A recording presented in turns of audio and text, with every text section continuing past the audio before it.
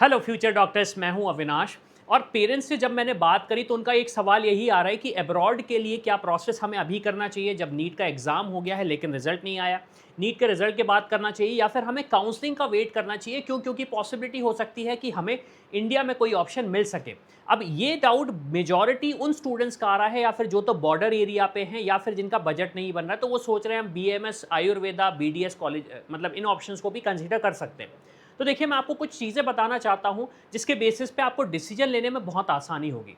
सबसे पहले तो आप ये डिसाइड करिए कि क्या आपको टॉप यूनिवर्सिटीज़ में एडमिशन लेना है, क्योंकि देखिए अब्रॉड अगर आप जाओगे तो अब्रॉड में आप ऐसे कॉलेज जा रहे हो जो या तो नए इंस्टीट्यूशन खुले हुए हैं या फिर वो ऐसे शहर में है जहाँ पे आपको पेशेंट फ्लो नहीं मिलेगा।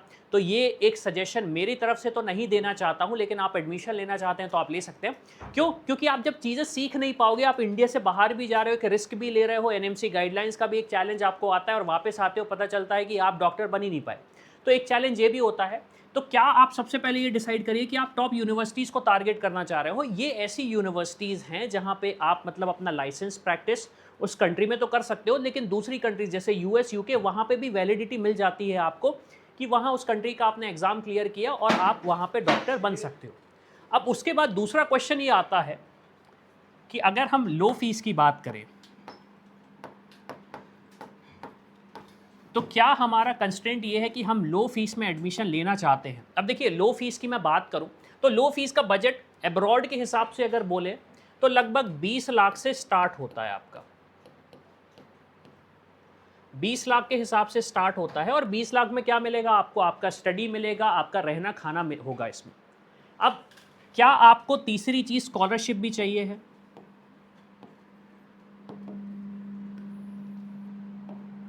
क्या आपको स्कॉलरशिप भी चाहिए है? अब स्कॉलरशिप के लिए भी अगेन आपको पता है लिमिटेड सीट्स अवेलेबल होती हैं।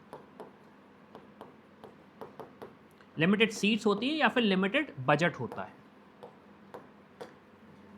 अब जब आप इन तीन पैरामीटर्स को डिस्कस करते हैं तो अल्टीमेटली आपको आंसर मिलता है कि हाँ, हमें टॉप कॉलेजेस चाहिए, क्योंकि देखिए अगर अब्रॉड जा रहे हैं, बाहर जा रहे हैं, तो अच्छे ही ऑप्शन चूज करें ना। हम अब्रॉड में भी अच्छे ऑप्शन चूज करें, ऐसा नहीं कि अब्रॉड मतलब जो ऑप्शन इंडिया में मिल रहे थे वही ऑप्शन अगर हम अब्रॉड में जाके चूज करेंगे तो फिर सेंस ही नहीं बनता। और अगर हम वहाँ पे लो फीस वाले ऑप्शन देख लेंगे तो हमारे लिए एडवांटेज ये रहेगा कि हमारा खर्चा बच जाएगा।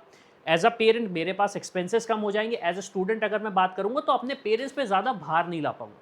तीसरी चीज़ की अगर बात करूं स्कॉलरशिप, अगर मैं स्कॉलरशिप के लिए एलिजिबल हो जाता हूं तो मेरे पास एडवांटेज ये रहेगा कि जो भी एडिशनल एक्सपेंसेस थे मैंने उसको भी कवर अप कर लिया, ताकि जो मैं डॉक्टर बन रहा हूं वो पूरा जस्टिफाई हो सके।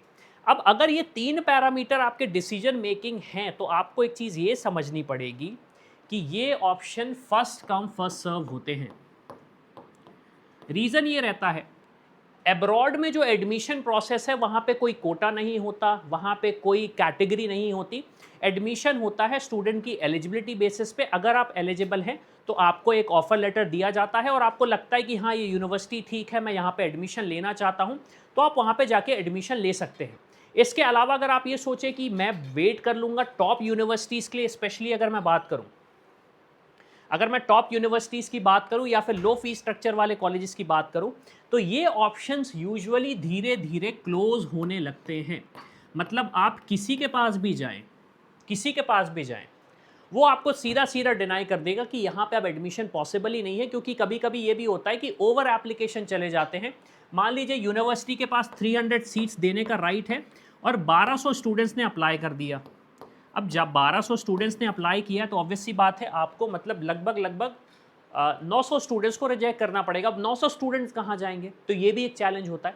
तो बेटर मेरा सजेशन ये है कि जब आप अब्रॉड के लिए शॉर्ट लिस्टिंग कर रहे हैं, शॉर्ट लिस्टिंग के लिए आप शुरू से ही प्रोसेस करें। अगर आपको ये लगता है कि अब्रॉड जाना है या फिर अब्रॉड को बैकअप ऑप्शन बनाना है तो इसका एक सोल्यूशन मैं आपको दे देता हूं। लेकिन अल्टीमेटली डिसीजन आप जितना जल्दी लेंगे उतना अच्छा आपके लिए होगा। देखिए, आप तो हमारे पास लास्ट में आओगे, हम आपको तब भी गाइड करेंगे। बेस्ट ऑप्शन जो हो सकता है हम आपको वही दिलाने की कोशिश करेंगे, लेकिन अल्टीमेटली वो डिपेंड यही करेगा कि आप किस टाइम पे आते हो। अब इसके अलावा हम आपको कैसे हेल्प कर सकते हैं?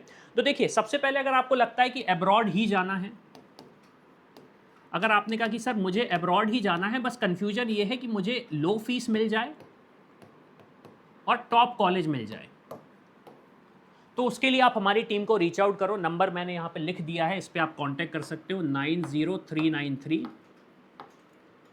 6652। इस पे आप व्हाट्सएप कर दो अपने बजट के साथ और किस कंट्री में प्रेफरेंस देख रहे हो, वो हमारी टीम आपके साथ डिस्कस कर लेगी।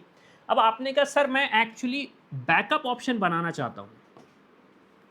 बैकअप ऑप्शन ये कि मैं इंडिया में पार्टिसिपेट करना चाहता हूँ, अब वो चाहे MBBS हो, BDS हो, BMS हो, जिस भी स्टेट की आप काउंसलिंग प्रोसेस करना चाहते हो, इंडिया प्लस अब्रॉड भी हमारे पास एक पैकेज है आपके लिए, जिसमें आप इंडिया की काउंसलिंग भी हमारे साथ करवा सकते हैं, अब्रॉड की प्रोसेस भी करवा सकते हैं। आपको कोई एडिशनल फीस पे करने की ज़रूरत नहीं है। आप जब टीम को रीच आउट करोगे वहाँ पे आप मेंशन कर दीजिएगा कि आप इंडिया प्लस अब्रॉड का ऑप्शन देख रहे हो, तो वो उस हिसाब से गाइड करेंगे। इसमें सबसे बड़ा एडवांटेज ये रहेगा कि मान लीजिए आपको इंडिया में ऑप्शन मिल जाता है तो आपका अब्रॉड का प्रोसेस कैंसिल हो जाएगा, उसके लिए हम आपसे कोई पेनाल्टी भी नहीं लेंगे।